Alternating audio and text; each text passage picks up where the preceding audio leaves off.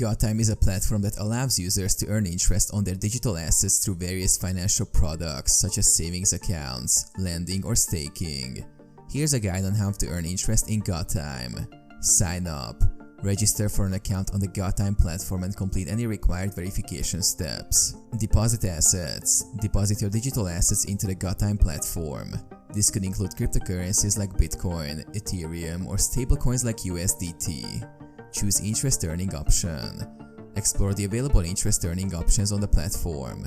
This could include savings accounts where you earn interest on your deposits, lending your asset to other users in exchange for interest, or staking your asset to support the network and earn rewards. Select terms and conditions. Review and select the terms and conditions of the interest earning option you've chosen. This may include the duration of the investment, interest rates, and any associated fees. Monitor earnings. Keep track of your earnings and monitor the performance of your interest earning activities on the Gotyme platform. Withdraw earnings.